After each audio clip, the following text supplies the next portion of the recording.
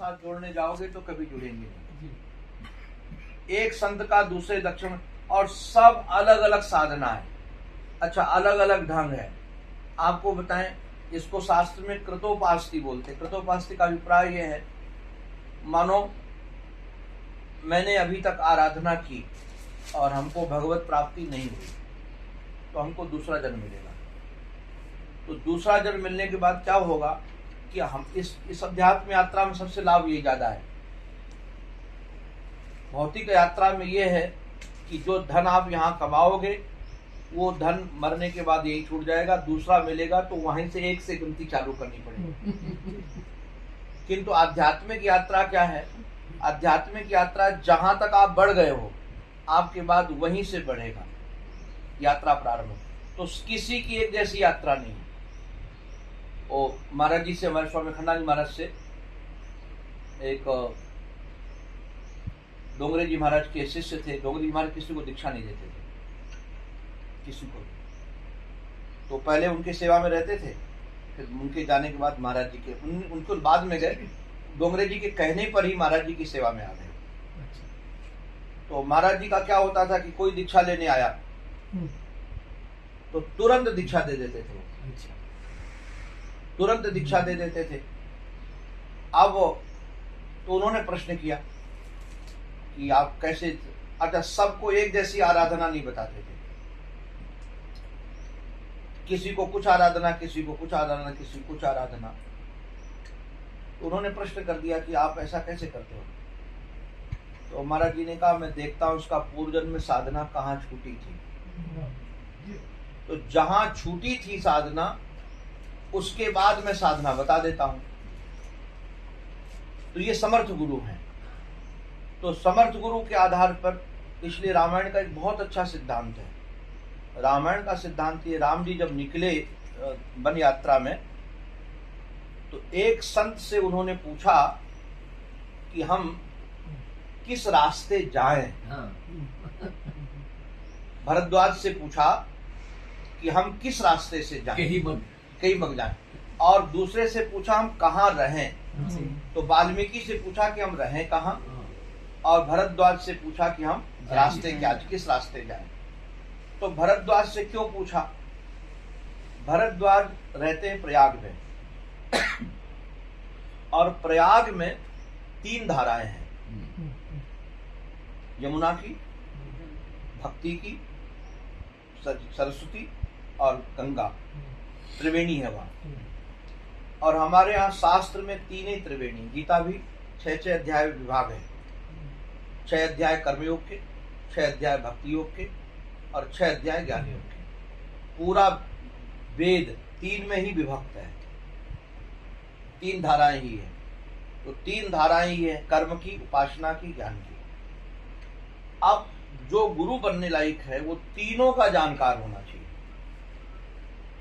वही रास्ता बता सकेगा। मानो यदि हमने पूरे जीवन भर राम नाम जपा है, राम नाम की बहुत महिमा है, तो जो भी व्यक्ति आएगा मैं उसको राम नाम की ही महिमा गाऊंगा, क्योंकि हमको उसी से प्राप्ति हुई है, हम उसी के जानकार हैं। अथवा हम ज्ञान के अधिकारी, हम जितने संतों के पास जाते थे, हम देखते थे वो जो ज्ञान के अधिकारी, स्वामी हंसानी महाराज थे हमारे चंडी स्वामी, वो ज्ञान के अलावा चर्चा नहीं करते थे। उनकी दृष्टि में भक्ति कर्मकांड कुछ था ही नहीं। किसी साधक को कभी नहीं कहते थे कि तुम गायत्री जपो, मंदिर जाओ, या तुम मंदिर जाओ या पूजा करो, वेदांत के अलावा कोई चर्चा नहीं। बिल्कुल। अब होता क्या है, इसमें साधक की बहुत बड़ी हानि है।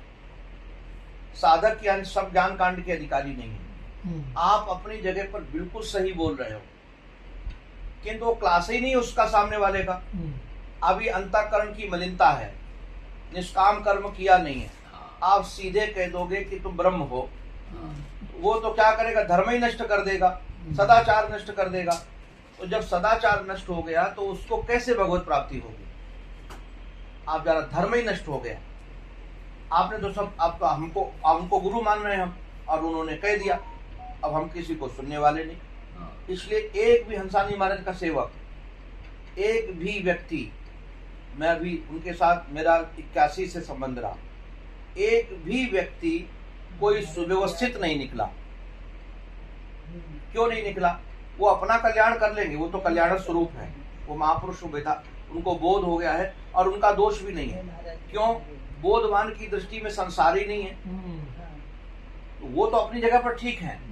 किंतु अब महात्मा बहुत मिलेंगे, हमको उसको वर्ण करना है जाकर के जो हमारी स्थिति समझ सके, हमारी स्थिति समझ सके, हमको बता सके। तो जो प्रस्थानत्रयी का जानकार हो और निष्पक्ष हो, निष्पक्ष हो, वो संप्रदाय में हमको बांधे नहीं। संप्रदाय एक रास्ता है, वो लक्ष्य नहीं है। कोई भी संप्रदाय वो लक्ष्य नहीं है, वो रास्ता है। उस रास्ते से हम चलकर लक्ष्य तक पहुंचना है हमको। लक्ष्य भगवत प्राप्ति है। तो अधिकार के आधार पर रास्ते निर्धारित हैं। तो अधिकार के आधार पर अब होता क्या है कि सब लोग एक ही लाठी से सबको हाँकते हैं।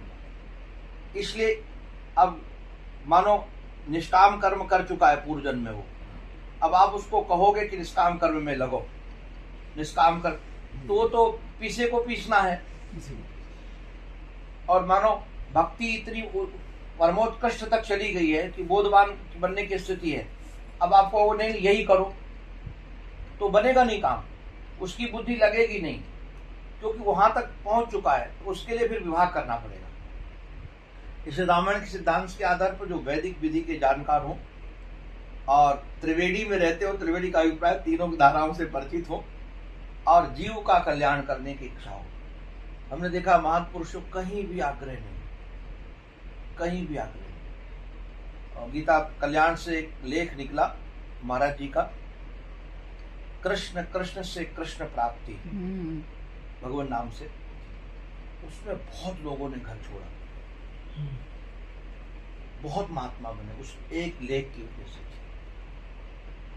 एक अध्यापक थे, वहां पढ़ाते थे मध्य प्रदेश में, कल्याण के प्रेमी थे, उसको छोड़ दिया, घर छोड़। महाराज जी को पत्र लिखा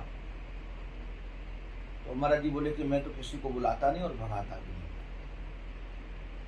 तो छोड़ के पहुंच गए महाराज जी के पास। आप पहुंच गए तो महाराज जी की सेवा में रहते थे। तो महाराज जी ने एक दिन को कहा कि तुम ज्ञान के अधिकारी नहीं हो, तुम्हारी मधुर उपासना की हृदय की स्थिति है, तो तुम मधुर उपासना राधा वल्लभ संप्रदाय से दीक्षा लो। तो राधा संप्रदाय दीक्षा दी, उन्हें हितदास जी उनका नाम रखा जी, हितदास जी। ऐसे कितने लोगों को, क्योंकि अंतःकरण की पहचान होनी चाहिए कि अंतःकरण क्या, हमारी रुचि क्या है, उसके आधार पर। तो संत का संग करने, किसी की कहीं कोई निंदा करने लायक है ही नहीं। हम निंदा करेंगे भगवान की करेंगे, क्योंकि भगवान के अतिरिक्त कोई है ही नहीं। समस्या बड़ी है कि अब ऐसी समस्या है, अब उसमें अब हम लोग फिर कई जब ऐसी स्थिति हो जाती है तो संसार के काम के नहीं है। हम लोग जैसे जो साधन कर जाता है ना, अब उनको क्या है, सब जगह भगवत भाव होता है, कामी क्रोधी लोभी सब आते हैं। अब हम लोगों को सब ठग भी ले जाते हैं संसार, फिर हम सोचते क्या ठगोगे। अब एक महात्मा हमारे पास आए इस कथा में ही, रोज कथा में बैठते थे। एक दिन बोले कि हमको बद्रीनाथ जाना है, तो हमको 5,000 रुपया चाहिए टिकट का। पहले हंस के हम बोले, उन्होंने कहा भाई बद्रीनाथ भगवान ने कहा है कि चंदा मांग करके टिकट लेकर आना है। नहीं, काहे को जाना है, बद्रीनाथ ने कहा नहीं है, और तुम मांग कर जाना क्यों चाह रहे हो। बोले नहीं, बहुत दिनों से मन है और जाने का मन है। तो उनका ठीक है। फिर दूसरे दिन आ गए सुबह, तो हमने उनको कहा कि मैं जानता हूँ आप को जाना वाना नहीं है, आप हमारे जैसे लोगों को खोजते रहते हो, तो और आपको चाहिए, तो हमको, तो हमने कहा कि हमसे अगर ऐसे कहोगे 5,000 तो मैं देने वाला तो हूँ नहीं, तो आप बद्रीनाथ के नाम पर दे देंगे, किंतु मैं दे तो दूंगा आपको, किंतु आपकी बुद्धि नाश होगी इससे। तो भेष बना के क्या करोगे, भजन करो।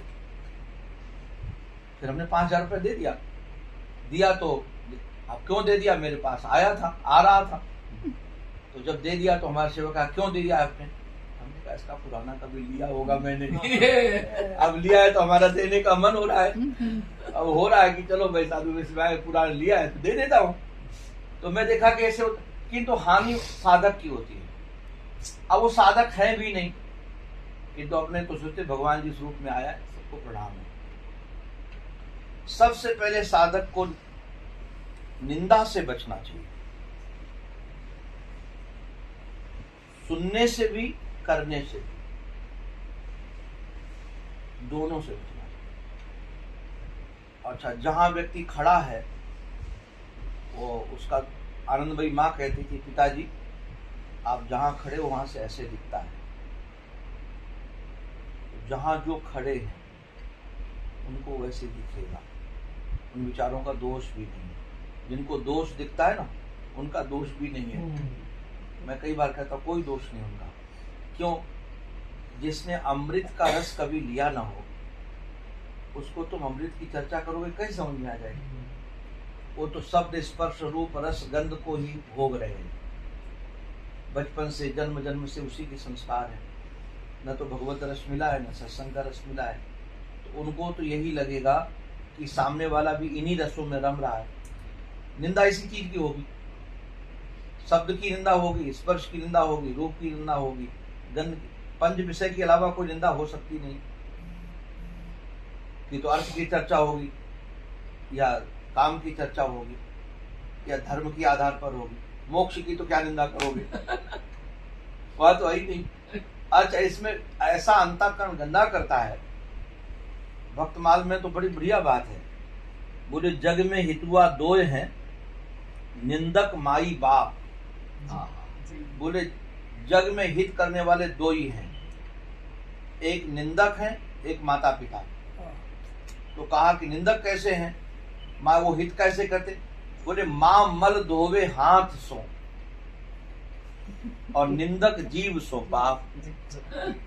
माँ तो जो है मल हाथ से धोती है, निंदक दूसरों का पाप जीव से धोता है। तो हम जब निंदा किसी की करते हैं तो हानि अपनी करते हैं। अच्छा, सुनने में भी दोष है, सुनने भी और फिर और रसोत्पत्ति होती। अच्छा, कारण क्या है? उन विचारों का विषय सुख जन्य सुख पाते रहे, चर्चा वही सुहाई है। अच्छा, 84 लाख योनियों में हम गए हैं जी, उसमें हमने क्या पाया? यही तो किया है, यही किया, दूसरा कुछ किया ही नहीं। अच्छा, सब जगह चीटी से लेकर उसमें भी एक दिन मैं बैठा था, पढ़ रहा था वृंदावन में, तो बंदर झगड़ने लगे, लहू लुहान हो रहे खच्चर में। मैंने सोचा सोना नहीं, इनकी प्रॉपर्टी तो है नहीं, झगड़ा क्यों? अच्छा, इज्जत भी क्या इनकी है? मैं इसे सोचने लगा इनकी इज्जत क्या है? कोई इज्जत तो है नहीं। तो न तो प्रॉपर्टी का झगड़ा है न इज्जत का झगड़ा है। अच्छा, इनके पास कोई इकट्ठा धन भी नहीं है कि उसका लिए तो खाने को इकट्ठा नहीं करते हैं, झगड़ क्यों रहे भाई? मैं पुस्तक बंद करके हमको सोचने लगे कि झगड़े का कारण क्या है, इतना लहूलुहान हो रहे हैं, झगड़े का कारण क्या है? तब ध्यान में आया कि केवल देहाभिमान है, देहाभिमान। और बंदरों को देहाभिमान बहुत होता है। बंदरों में भगवत कृपा से काम क्रोध लोभ तीनों पराकाष्ठा में। बंदर में काम भी, क्रोध भी और लोभ भी। मोह, लोभ नहीं, मोह, काम क्रोध मोह। मोह इतनी पराकाष्ठा में होता है आपको आप कल्पना नहीं कर सकते। मैंने किसी जंतु में ऐसा मोह नहीं देखा है। कोई मर जाता है बालक, उसको 15-15 दिन तक लेकर जब तक हड्डियां गल के नहीं गिरती। मैं तो वृंदावन में देखा है ना, गंध आ रही और बिल्ली वो खाती भी नहीं, बदलिया रोती रहती है और उसको पकड़े रहती है। फिर बाद में जब वो गल जाती है तो हम लोग तो ऐसे बैठे देखते थे, छत में जहाँ जगह थी, तो गंध आती है, वो रोती रहती है, तब भी छोड़ती नहीं है। मोह की पराकाष्ठा और क्रोध की पराकाष्ठा, काम की पराकाष्ठा। तो अब हम लोग सब योनियों में गए हैं, जी। वो हम कई बार देखते हैं, कई प्रवृत्ति होती है, तो हम सोचते ये प्रवृत्ति आई कहाँ से, इस जन्म में तो प्रवृत्ति हमने की नहीं है, तो अब बोलता पूर्व जन्म की प्रवृत्ति है। अब जैसे हम लोगों को पता है, पूर्ण पता है, अनुभव भी है कि भूख बाद में आती, भोजन पहले आता है, किंतु उसके बाद भी संग्रह करते हैं, अनुभव में है। मतलब इतनी उम्र में कभी भूखा तो रहा नहीं, कभी मांगना नहीं पड़ा, कभी कपड़ों का अभाव नहीं रहा, बिना कुछ किए, किंतु उसके बाद भी संभाल के रखते हैं कि बाद में काम आएगा, बाद में काम आएगा। तो मैं सोचता हूँ ये क्यों प्रवृत्ति आती है? तो पूर्व का अभ्यास है, पूर्व योनियों का अभ्यास है, अभाव से भरे रहना। तो ये सब केवल भगवत भजन से मिलेगा। सत्संग बुद्धि की खुराक है, सत्संग बुद्धि की खुराक है, सेवा तन की खुराक है, और भगवत प्रेम भजन मन की खुराक है, तीनों की खुराक है। और मन की जो खुराक है सबसे ज्यादा खुरापाती मन ही है, ये विश्वास करने लायक नहीं है किसी को भी। ये बुद्धि पर विश्वास किया जा सकता है, एक बार तन पर विश्वास किया जा सकता है, मन पर विश्वास होता है। तो मन भजन से ही कंट्रोल में होता है। भजन उसमें प्रपंच दिखाता है महाराज जी, ये ठीक नहीं है, इससे काम नहीं हो रहा, दूसरा काम करेंगे, वो भी और चलता घूम के है। आएंगे और वहाँ ठीक रहेगा। इसीलिए गुरु चाहिए, इनको पढ़ते हैं, इसीलिए गुरु चाहिए। हमारा जैसे हम पंच भौतिक है ना, तो हम दत्तात्रेय के जैसे गुरु तो नहीं बना सकते जी। तो मैं कई बार कहता हूँ, जीवन मन मुखी नहीं गुरुमुखी हो। जो वो कह दे कि ये करना है, फिर उसमें कोई विचार नहीं, पागलपन, इसी में ही हमारा होगा कल्याण। और हमारे महाराज जी कहते हैं कि दुनिया में यदि आपको एक व्यक्ति भी निर्दोष नहीं दिखता है, तो आप कभी निर्दोष बन नहीं पाओगे। और एक, क्योंकि आपके जिसमें कोई निर्दोष है ही नहीं, तो आप कैसे निर्दोष बनोगे? अनुभव की बात है। ऐसे कोई न कोई ऐसा हो जिसकी बात हम पूर्ण रूप से मान सके कि इसमें हमारा हित है। भले वो आप दीक्षा ना लो, दीक्षा मन मिलेगा मेला, नहीं तो काय का गुरु और काय का चेला। तो महाराज जी पूर्व के महात्मा के बारे में ये विचार कर सकते हैं ना, उनका जीवन चरित्र पढ़ के वर्तमान में अगर अपने को जीवित न दिखे ऐसा, वर्तमान में भी कहीं न कहीं निष्ठा बनानी पड़ेगी। ये मन बहुत चालाक है। मन कहेगा कि आजकल कोई है ही नहीं, सब पहले थे। अच्छा कलयुग है, तो हम कोई कलयुग में पैदा हुए, सब महात्मा कल हम ही पैदा कलयुग में हुए। तो हमको तो कलयुगी प्राणी चाहिए ना, तो हमको भी किसी को निष्ठ मानना पड़ेगा। लेकिन आपने जो बात कही महाराज जी, उसको दिखता ही नहीं है कोई निर्दोष, तो वो इसका मतलब वो निर्दोष नहीं, कभी नहीं बन सकता, वो कभी बन ही नहीं सकता निर्दोष हो। तो पूर्व जन्म का उसका कोई संस्कार ऐसा है कि उसको निर्दोषता दिखती नहीं, हर एक चीज में कमी निकालता है। तो आप कैसे बनोगे? हम लोगों को देखते हैं, मैं मानता हूं कि दोष गुण से सृष्टि बनी हुई है, तो गुणात्मक सृष्टि है। इसका एक नियम क्या है, जिसमें ज्यादा गुण हो उसको गुणशाली मान लेते हैं, जिसमें ज्यादा दोष हो उसको दोषी मान लेते हैं। तो अब हमको अपना अंतःकरण बनाना है, तो जिसमें 50% से ज्यादा गुण दिखे, तो आप गुण पर दृष्टि लेकर के निकलो ना, उधर दृष्टि डालनी क्यों है? हमको गुणवान बनना है, हम उधर देख के चले जाए, हमको कुछ गुण तो दिखे। अच्छा दूसरी बात क्या दिखे, अभी दोपहर में मैं देख रहा था, जिसके अंतःकरण में भगवत विरह है, भगवत विरह है, विरह, हाँ, तो वो तुम्हें विरह दे पाएगा। जिसके जीवन में भगवत भजन है वो भगवत भजन दे पाए, क्योंकि गुण जाते हैं संसर्ग से ही। अपने क्या है, और जैसे जैसे हम लोगों की अपनी बात बता रहे, हमको कोई महात्मा दिखते नहीं था। हमको लगता है करीब 86 में कि परमार्थ निकेतन, पता नहीं अभी नियम है कि नहीं, ये गुरु पूर्णिमा के एक दिन पहले अखंड रामायण का पाठ होता था। अभी भी होता है। और गुरु पूर्णिमा को सुबह टाइम पूरा हो जाता। तो स्वामी असंगानंद जी से मैं पढ़ा था, एक दबराल जी थे, उन्होंने हमारी ड्यूटी रात्रि में लगा दी। हमको रामायण पाठ का शौक था, तो नवरात्र में भी रामायण पाठ कराता था। तो मैंने रात भर करीब 12 बजे से लेकर के सुबह 5 बजे तक मैंने रामायण का पाठ किया। उसमें संपूर्ण था, गुरु बिन भव निधि तरह न कोई, जो विरंच शंकर सम हो। पता नहीं अब क्या संपूर्ण रखते, यही रखते हैं। तो यही संपूर्ण अपने पाठ किया रात भर। गुरु बिन भव निधि तरह न कोई, जो विरंच शंकर सम होई। अब सुबह सुबह मैं यहाँ से चला गया, गंगा जी में स्नान करके बैठा था, तो मुझे लगा मुझे कोई महात्मा नहीं दिखता। मैं इंसानी मार्ग को महात्मा नहीं मानता था, उनमें बहुत दोष दिखते थे हमको।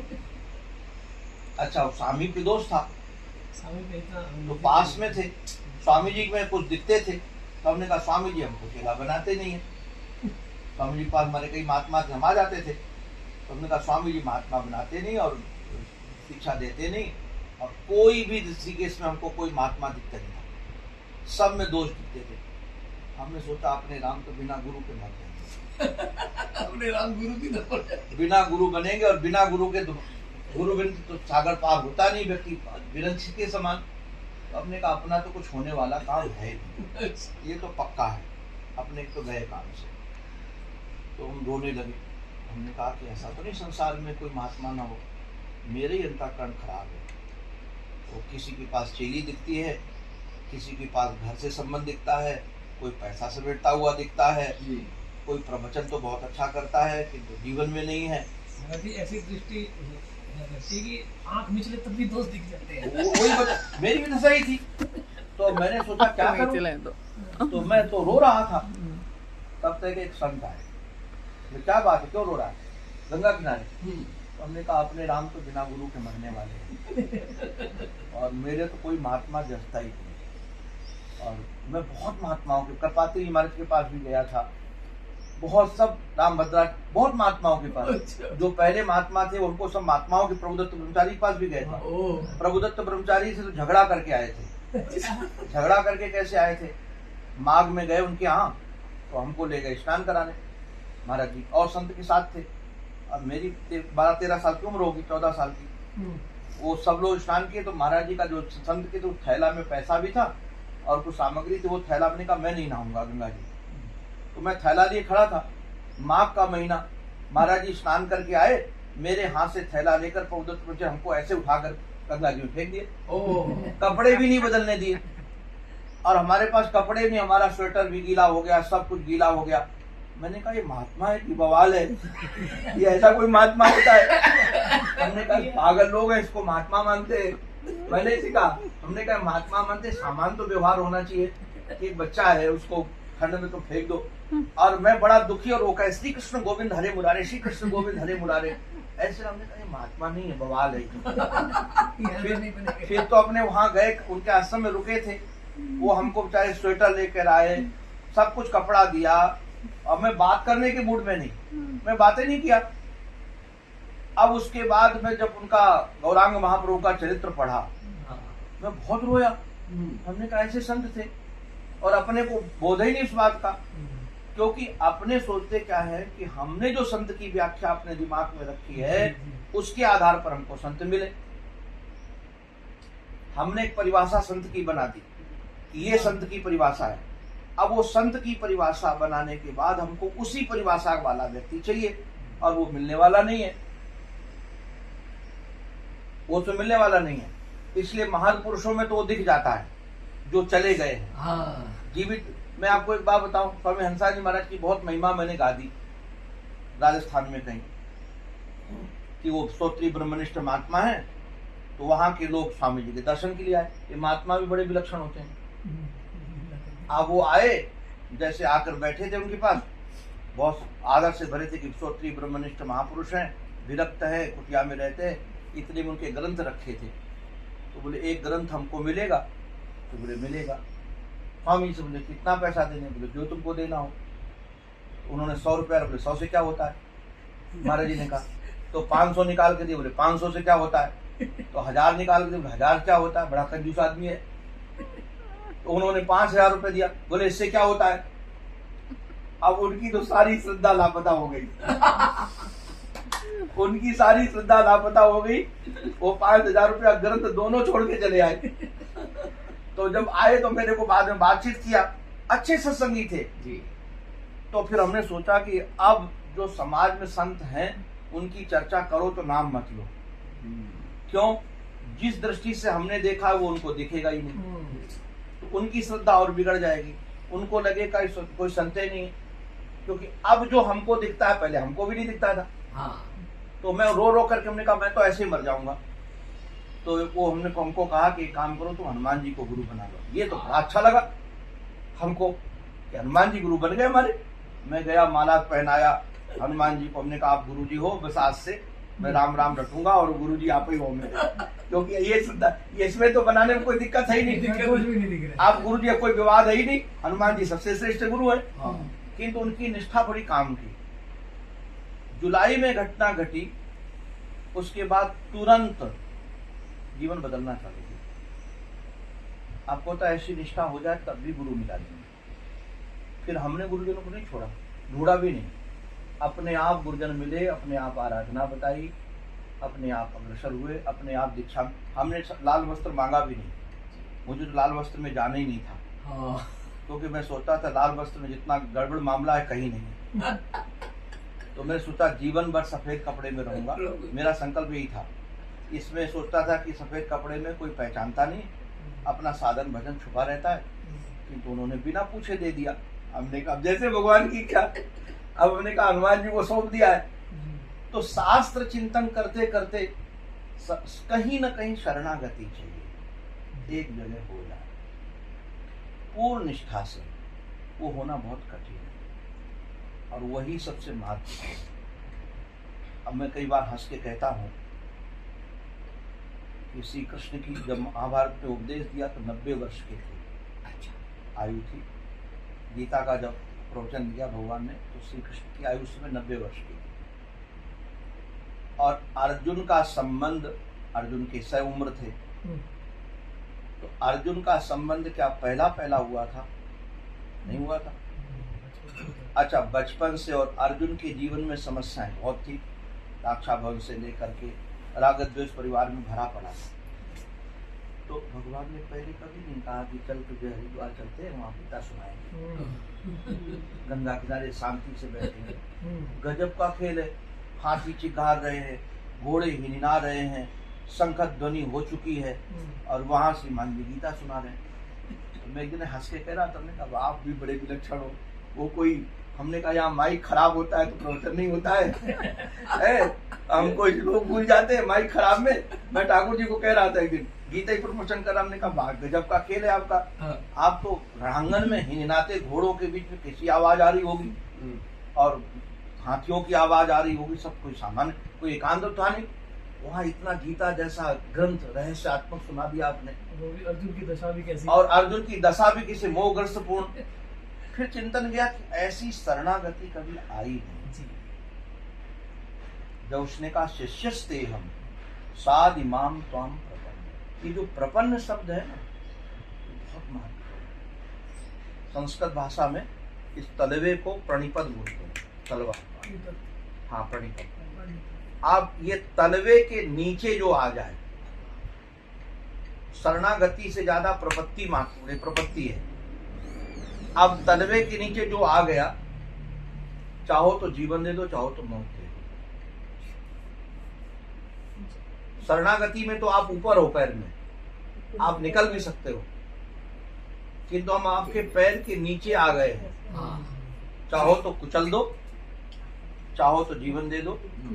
जब ऐसी शरणागति आई तब भगवान सोचानंद सोचल तो चालू किया उन्होंने, और उसी समय समझ पाए वो। कारण क्या है? ज्ञान जो है ना, जब तक शिष्यत्व नहीं आता है। आपको आश्चर्य की बात बताएं, हमारे महाराज जी के सामने किसी ने एक वाक्य बोला, विद्वान ने, उनका स्वभाव नहीं था। गीता पृष्ठ के इतने प्रबल संस्कार थे उनमें, वो तो कहते मैंने घर से संन्यास नहीं लिया है, गीता परिवार से संन्यास लिया।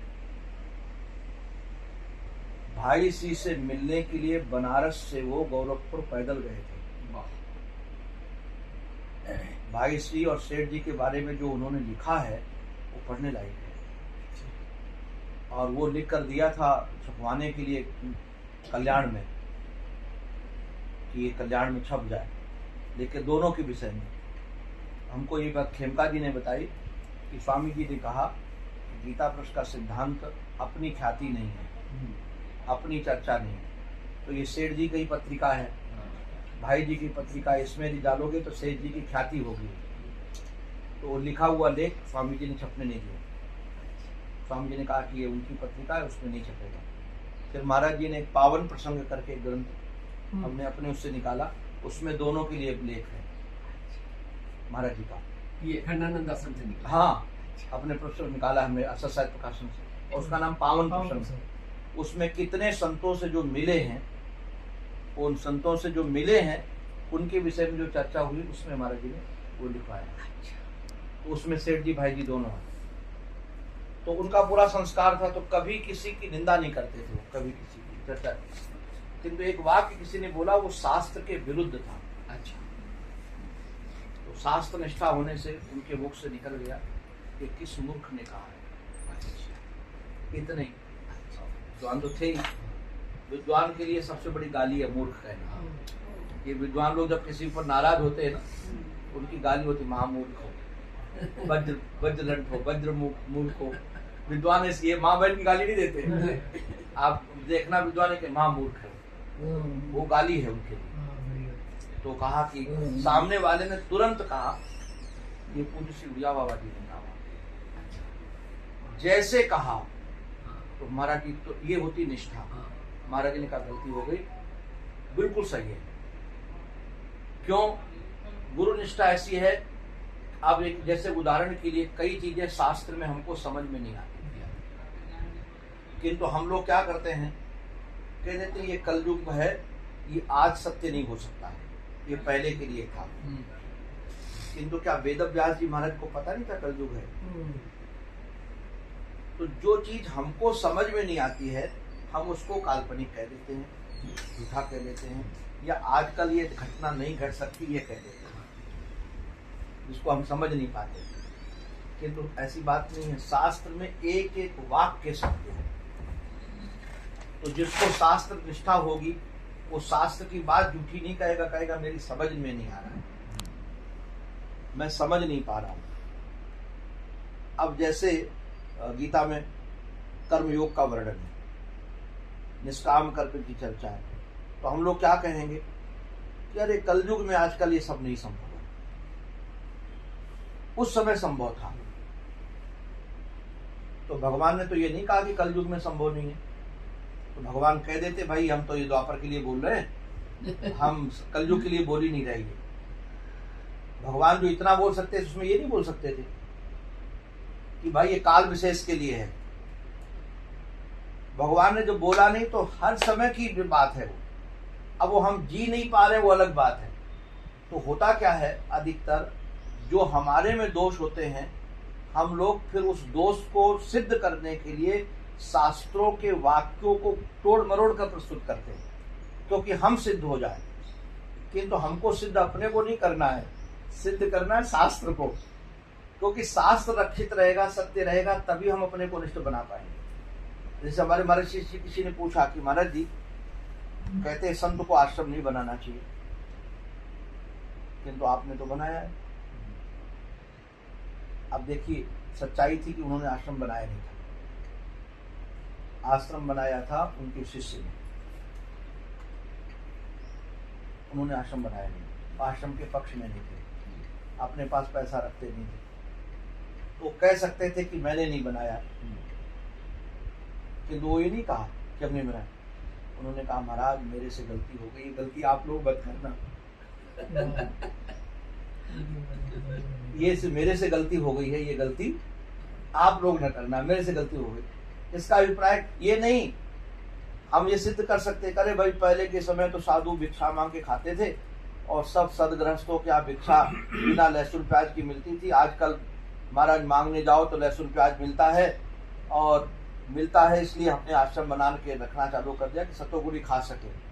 पहले लोगों की निष्ठा बहुत थी, आजकल निष्ठा लोगों की समाप्त हो गई, इसलिए हम बहुत सारे कवच हैं, बहुत सारे कवच हैं। तो भगवान कह सकते थे कि भाई कलयुग में संतों को आश्रम बनाने की छूट है, अभी नहीं है। ये तो भगवान ने कहा, भागवत में स्पष्ट है कि सर्व के समान रहे। तो हम लोग क्या करते हैं, अपने को कवच बनाने के लिए शास्त्र के वाक्यों को तोड़ मरोड़ के प्रस्तुत करते हैं। जैसे संप्रदाय में इस्कॉन वाले गीता के श्लोकों को ऐसा चौपट करके अर्थ करते हैं और वो लिखते यथार्थ गीता। तो ये जो अभी तक गीता थी, अरे यथार्थ थी क्या? शंकराचार्य भगवान ने, रामानुजाचार्य भगवान ने, श्रीधर स्वामी पाद ने, बड़े बड़े आचार्यों ने, वल्लभाचार्य ने, सबने भाष्य लिखा इसमें। तो अयथार्थ थी, तुम्हारी यथार्थ है। तो युगई धर्म है। तो मूल क्या है, अपने भी एक पकड़ करके आनंद लेना है। ये सब दुकानें सजी अलग अलग ढंग के, और अपने को बाजार से देखते निकल जाओ, ग्राहक नहीं है, ग्राहक नहीं है। अब सोचो कोई बाजार न सजाए, भाई उसको तो माल बेचना है अपना, कोई ना कोई आंख कांदा कान का पूरा आएगा ही आएगा दुकानें। तो जैसे अन्य कपड़ों की दुकानें सजी है, ऐसे ही अध्यात्म की दुकानें सजी है, और कोई ना कोई जिसका जो अधिकारी होगा वो आएगा। सब एक जैसे तो है नहीं, आओ भाई कैसे हैं, ठीक है, सब एक जैसे तो है नहीं। इतनी अच्छा एक जैसे हो तो एक ही दुकान बहुत है, सब लोग उसी में खरीद लो, फिर इतनी मार्केट क्यों सजानी पड़े। तो जैसे एक जैसे बाजार में नहीं है, ऐसे अध्यात्म में भी एक जैसे लोग नहीं है। रुचि नाम वैचित्रा है, तो वही उसी का ढंग है, सबके लिए अपने ग्राहक है। तो जिसका जो ग्राहक है अपना जा रहा है, सबका माल बिकता है। हाँ। माल सबका बिकता है, किसी का जा रहा है, किसी पढ़ा, का हमको बहुत अच्छा लगा। तो लेकिन बोले श्रद्धालु ठगा जाता है।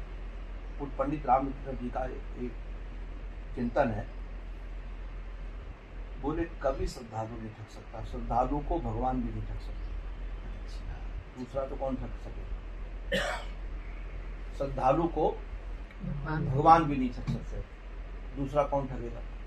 बोले कैसे, बोले श्रद्धालु नहीं ठगा जाता, अश्रद्धालु ठगा जाता है। या श्रद्धा के नाम पर संसारिक वस्तु प्राप्त करना चाहता है, भगवान नहीं। रामायण में इसका सबसे बहुत बढ़िया उदाहरण आप सब जानते हैं, आप अनुभव करो। हनुमान जी संजीवनी बूटी लेने गए, परम श्रद्धालु थे कथा के प्रति, संत के प्रति। रावण ने ये कमजोरी हनुमान जी की जान ली कि वो कथा के प्रति और संत के प्रति परम आदर से भरे हुए हैं, पूर्ण श्रद्धालु। तो काल नेमी को कहा कि तुम जाओ, साधु बन जाओ, आश्रम बनाकर कथा सुनाओ, राम कथा सुनने को रसिया पाएंगे। वो बैठ जाएंगे कथा सुनने तो सब भूल जाएंगे, सब भूल जाएंगे। और सुबह हो जाएगा, संजीवनी बूटी लेके आ नहीं पाएंगे, लक्ष्मण मर जाएंगे, वैराग्य मारा जाएगा। हनुमान जी महाराज, अच्छा जो काल नेमी ने आश्रम बनाया, सरोवर बनाया, भेष बनाया, सब असली था कि नकली था? नकली था। भेष भी नकली, आश्रम भी नकली, सरोवर भी नकली, सब कुछ नकली था। किंतु सब नकली में हनुमान जी की श्रद्धा असली थी। वो सब नकली होने के बाद हनुमान जी की श्रद्धा असली थी। वो कथा सुनने बैठ गए। किंतु आपको आश्चर्य लगेगा, जो हनुमान जी महाराज निकले, क्योंकि उनके मुख में राम नाम की मुद्रिका थी, सब बंदरों को प्यास लगी, हनुमान जी को प्यास नहीं लगी। वो मुद्रिका देने के बाद माँ को भूख लगी उनको। वो कारण क्या है, वो तो माँ के सामने बच्चे को भूख लगती है, और उनको फल खाना नहीं था, असुरों को फल चखाना था। जी जी जी। तो भूख भी एक बहाना था, फल खाना नहीं था, असुरों को फल चखाना था, और भूख भी एक बहाना था। उनको वो किसी बहाने गए, वो कुछ खाए और कच गिराए। भाई खाना भूख होती खा देते, गिराते काहे को। वो हनुमान जी को कथा सुनते सुनते प्यास लगाई। चलो ठीक है, महात्मा जी को कहा कि थोड़ा रुक जाओ, मैं पानी पी लेता हूँ, फिर कथा सुनाओ। तो गुरु जी ने कहा, कालनेमी जी ने, कि हमारा कमंडल है, इसी से पानी पी लो। बोले इतने से प्यास बुझेगी नहीं, मैं सरोवर में पी के आता हूँ। अच्छा, सरोवर तो नकली था। सरोवर में जैसे वो प्रविष्ट हुए, एक मगरी का स्पर्श हुआ। वो श्राप से अप्सरा थी, मगरी बन गई, और उसका श्राप छूट गया। और अप्सरा के रूप प्रकट होकर उसने कहा, साधु न हो या निश्चर घोरा। ये साधु नहीं है, निशाचर घोर है। तो पूज्य पंडित जी महाराज कहते थे इस विषय में कि जब सरोवर माया का है, उसमें असली मगरी कहां से आ गई? मगरी असली भाई जब जल ही नकली है तो उसमें नकली मगरी होनी चाहिए, असली कहां से आ गई? बोले ये भगवान की कृपा है।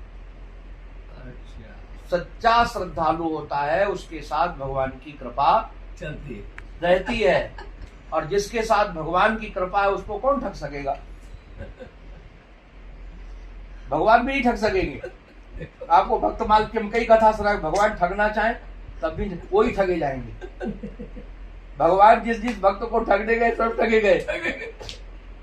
अब जरा बताओ, बलि को ठगने गए भगवान, तो ठगे गए कि नहीं? जो जगत का मालिक है, चौकीदार बन के रह गया। अब जरा विचार करो, जो जगत का मालिक है उसको पहरेदार बना दिया। तो भगवान भी ठगने गए तो ठगे गए। तो अच्छे सच्चे श्रद्धालु को कोई ठग सकता नहीं। इसलिए अपनी श्रद्धा सच्ची रखना। हम तो कहते सब धन नष्ट हो जाए, मैं तो ठाकुर जी कहता, धन नष्ट हो जाए, तन नष्ट हो जाए, श्रद्धा नष्ट हो जाए। हम अपनी श्रद्धा न बिगाड़े। हम तो कई बार कहते जहां श्रद्धा बिगड़ने लगे, कहीं भी मां पुरुष से दूरी बना ले। अच्छा, हाथ जोड़ करके, क्योंकि शायद सबका अवतार अलग अलग हुआ है, ये मेरे उपयोगी नहीं है, ये अन्य के उपयोगी है, हमारा काम हो गया। फिर चर्चा ही सच्ची मार कबीर की चित से दिया उतार। उनकी चर्चा भी जरूरी नहीं। क्या चर्चा करनी? कोई चर्चा करनी नहीं। अपनी अपनी अपनी दुकानें सजा रखे हैं, हमारा लाभ नहीं हो रहा है। हमको भाई अच्छा, इतनी दुकानें सजी होती हैं, हमको जो चाहिए, जिस दुकान में नहीं मिलता उस दुकानदार को गाली करते हो, ऐसे दुकानदार हो, हमारे मन का कपड़ा नहीं रखा है, पागल हो, अब दूसरी दुकान पे ले जाते हो। तो हमारा लक्ष्य निर्धारित हो, हमको चाहिए क्या, महापुरुषों से हमें क्या चाहिए, हमारी श्रद्धा बढ़े, विश्वास बढ़े, जगत से वैराग्य बढ़े। अगर ये नहीं बढ़ रहा है तो हमको दूसरी जगह सही, उनकी निंदा भी नहीं, प्रणाम है सबको प्रणाम। और ये आज से नहीं प्रभु, जब से सृष्टि पद्म पुराण में स्पष्ट वर्णन है कि जब आकाशवाणी हुई नारद जी को कि ज्ञान वैराग्य को जगाने के लिए तुम सत्कर्म करो, शुभ कर्म नहीं सत्कर्म करो। किंतु सत्कर्म कौन बताएगा? बोले संत बताएंगे। तो वृंदावन से लेकर बद्रीनाथ तक नारद जी संतों के पास गए, किंतु कोई बताने वाला नहीं मिला। तो जब उस समय नहीं मिला, तो उस समय की अपेक्षा आज का समय तो और भी अलग ढंग का है। उस समय नहीं मिला नारद जी के काल पर, फिर बाद में उनको सत्संग संकादि मिले।